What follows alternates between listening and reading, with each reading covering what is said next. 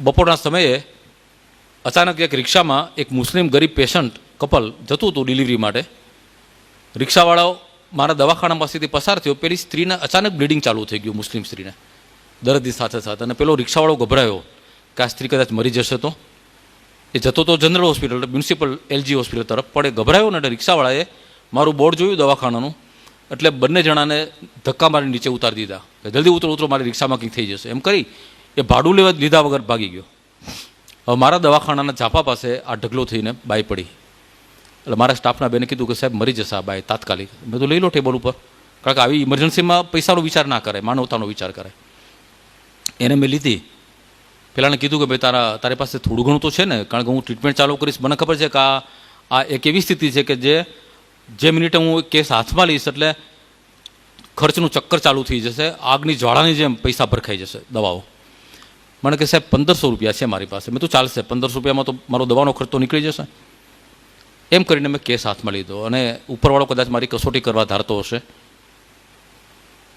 એ સ્ત્રીની સ્થિતિ એટલી નાજુક થઈ ગઈ કે મારે 3-4 બાટલા લોહી મંગાવવું પડ્યું, તાત્કાલિક એનેસ્થેટિસ્ટને બોલાવવા પડ્યા, ઓપરેશન કરવું પડ્યું, સિઝેરિયન, એનું બાળક અને બેનો જીવ બચાવવો પડ્યો.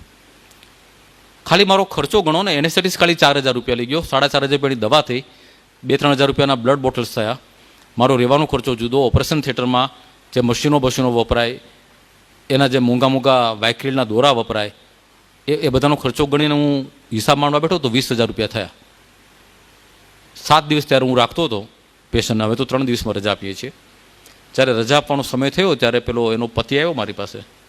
મેં તો ભાઈ તારે જે આપવું એ આપ, મારો ખર્ચો ગણું તો 20000 છે. મને કે સાહેબ બપોરને તો પહેલે બોલ દિયા હતા, અમારે પાસ ખાલી 1500 રૂપિયા હે. એમ કરીને એણે 1500 રૂપિયા ટેબલ પર મૂક્યા ને એ જતો રહ્યો. એની પાછળ પેલા બચ્ચાને લઈ એની બેબી પણ બહાર આવીને મેં જોયું કે બિચારી, મેં ટાંકા કાઢ્યા હતા પણ આમ દુખતા હોય તાજા ડ્રેસિંગ, એટલે બેવડી વળીને બાળકને હાથમાં લઈને નીકળતી હતી. મને દયા આવી ગઈ. એના વરને મેં પાછો બોલાવ્યો. મેં તો કેવી રીતે જશો? તો કે સાહેબ પેદલ જાયેંગે. મેં તો લે આ 20 રૂપિયા પાછા, તું રિક્ષામાં જજે. એટલે મને મળ્યા 1480 રૂપિયા. હું પણ માણસ છું, ભલે દયાનો ભાવ રાખીએ છીએ, પણ મનમાં તો ચક્રો ચાલતા હોય. એટલે ગયા પછી હું છત તરફ જોઈને ભગવાનને ઠપકો આપવા માંડ્યો કે ભગવાન આવું શું કામ કર્યું? આ રિક્ષાને મારા દવાખાના પાસેથી જ પસાર થવાનું સીજું? અમદાવાદમાં આટલા બધા ગાયનેકોલોજીસ્ટ છે, ક્યાંક બીજા દવાખાના પાસેથી પસાર કરવી હતી ને. કારણ વગર મને શું કામ 20000 રૂપિયાના ખાડામાં ઉતાર્યો? 20000 રૂપિયા માઇનસ 1480 કેટલા થાય?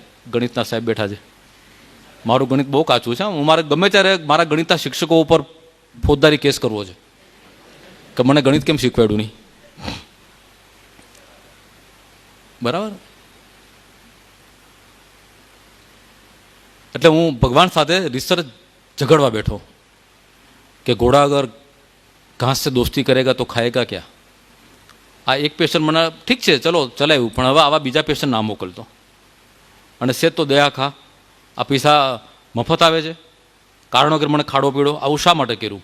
તારી કંઈ ફરજ નથી આ જોવાની? આ હું મારા મનની અંદર સંવાદ ચાલતો હતો. અને ત્યાં મારા સ્ટાફના બેને કહ્યું કે સાહેબ કોઈ તમારા જૂના મિત્ર મળવા આવ્યા છે. મેં તો શું નામ છે? તો કે રમેશભાઈ. મેં તો રમેશભાઈ તો મને હમણાં કોઈ યાદ આવતું નથી મારા મિત્ર હોય. હા, 15-17 વર્ષ પહેલાં એક મિત્ર હતા રમેશ પટેલ, મારું જૂનું દવાખાનું હતું ત્યાં એની નાનકડી દુકાન હતી વોલપેપરની. મને કહા એવું જ કહે છે. તો બધું મોકલો એને. મારા મિત્ર હતા એ, બરાબર. એ આવ્યા, અમે બંને ભેટી પડ્યા. મેં તો અરે રમેશભાઈ તમે ક્યાંથી? અને તમારો તો રંગઢંગ બદલાઈ ગયા.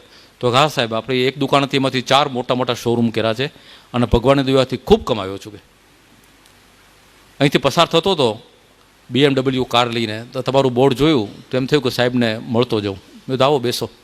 બેઠા. ત્યારે અમે જ્યારે મિત્રો હતા ત્યારે હું લખતો નહોતો. એટલે પહેલી વખત મને વાત કરતા, મને કે સાહેબ બહુ સુંદર લખો છો તમે ડૉક્ટરની ડાયરીમાં, એમાં પણ તમે જ્યારે કોઈ ગરીબ સંસ્થા વિશે કે કોઈ ગરીબ પેશન્ટ માટે લખો છો ને, ત્યારે કે મને એમ થઈ જાય છે કે સાહેબને જઈને કંઈક મદદ કરી આવું, આર્થિક મદદ. મારી પાસે બહુ પૈસા છે, એટલે સાહેબ ભવિષ્યમાં તમારે કંઈ જરૂર પડે તો મને કહેજો. મેં તો ભવિષ્યમાં નહીં, અત્યારે જરૂર પડી છે. અત્યારે જ હું ખોટ ખાઈને બેઠેલો છું. બોલ કેટલા આપે છે? તો કે અત્યારે તો હું કંઈ ચેકબુક કેવું લાવ્યો નથી અને ખિસ્સામાં કંઈ એટલા બધા પૈસા હોય નહીં. મેં તું 10 રૂપિયા ચાલશે પણ તું આપ મને, કારણ કે મારે ભેગા કરવા છે. ગમે તે સંજોગોમાં 20000 રૂપિયા જોઈએ છે. આવું ચાલે નહીં. મેં કીધું આ ભગવાનની સામે મારે લડાઈ કરવી પડશે. અરે કે સાહેબ અવાજ કરો ને એમાં શું છે, એને ખિસ્સામાંથી પાકીટ કાઢ્યું, તગડું ફૂલેલું પાકીટ હતું, ટેબલ ઉપર એને રીતસર ઊંધું વાળી દીધું, એક પણ રૂપિયો અંદર રહેવા ના દીધો, નોટોનો થોકડો હતો એ ટેબલ ઉપર મૂકી. મેં તો પેટ્રોલ જેટલા તો પૈસા રાખો છો? મને કે ના સાહેબ ટાંકી ફૂલ છે અને હું ઘરે જ જઉં છું અને મારી પાસે પેલું કાર્ડ છે એટલે ચિંતા ના કરતા. જતા રહ્યા. યાદ રાખો મિત્રો, છેલ્લા 17 વર્ષથી એ માણસ મને મળ્યો નહોતો અને આ ઘટનાને 15-17 વર્ષ થઈ ગયા છે, બીજી વખત મને મળ્યા નથી. એ દિવસે જ માણસ મળવા આવ્યો.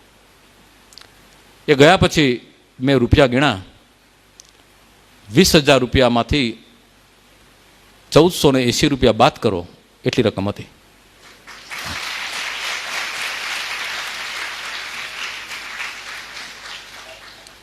ફરી વખત હું ચોધાના આંસુ રડી પડ્યો, ખૂબ રડવું એવું.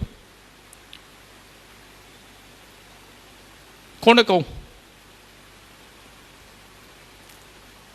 ફરી ઉપર છત તરફ જોઈને કહ્યું કે વાહ ભગવાન, તું ચાર્ટર્ડ એકાઉન્ટન્ટ પણ થયેલો છે, મને ખબર નહોતી. પાયે પાયનો હિસાબ રેખો છે. 20 રૂપિયા કાપી લીધા એણે. હા બરાબર, રાત્રે 1480 રૂપિયા કાપી લીધા. એ દિવસે મને ખબર પડી કે ઈશ્વર છે 100% છે ને હાજરા હજુર છે, તમારી પાસે જ ઊભો છે, બધું જુએ છે, આપણે એને જોઈ શકતા નથી. તમે સારું કામ કરો છો એ પણ જુએ છે, તમે દુષ્કૃત્ય કરો છો એ પણ જુએ છે, તમને બદલો પણ આપે છે ભલાઈનો અને તમારી બુરાઈની સજા પણ અહીં આપે છે. એ પૂર્વજન્મને પુનર્જન્મની વાત ના કરતા, બધું આ જગતમાં આપણે અહીંથી જશું એ પહેલાં મળી જાય છે જે સજા. આજે જો તમારા જીવનમાં કે મારા જીવનમાં કોઈ દુઃખ આવ્યું છે તો માની લેજો કે આપણે જે ખોટું કર્યું છે એની સજા ભગવાને આપી છે. અને જો કોઈ શુભ કર્મ થાય છે તો સમજી લેજો કે ભગવાને આપણા કોઈ પવિત્ર કામનું તમને બદલો આપ્યો છે. એ દિવસથી હું ઈશ્વરમાં માનતો થઈ ગયો અને સાક્ષાત એ પછી તો અનેક પરચાઓ થયા છે, અનેક પરચાઓ. એ દિવસે જો મને રમેશભાઈ 15,000 આપ્યા હોત કે 30,000 રૂપિયા આપ્યા હોત તો મને ઈશ્વરમાં આટલી શ્રદ્ધા ના બેઠી હોત. પણ મને એ દિવસે ખબર પડી કે નરસૈયાની હુંડી શામળીઓ સ્વીકારે છે, આજે પણ સ્વીકારે છે. જરૂર માત્ર એટલી છે કે તમે આ હુંડી લખતી વખતે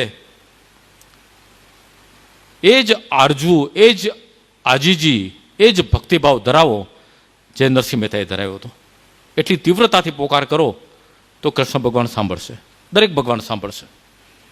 અને મારી જિંદગીમાં જે એક તત્વ ખૂટતું હતું, આસ્તિકતાનું, શ્રદ્ધાનું, ધર્મનું, એ આ ઘટનાથી, અને આવી તો પછી અનેક ઘટનાઓ બની છે મારા જીવનમાં, એ તત્વ એણે મને પૂરું કરી આપ્યું. આજે હું એટલો સભર છું, અંદરથી એટલો સમૃદ્ધ છું, બહારની સમૃદ્ધિ મને સ્પર્શતી નથી.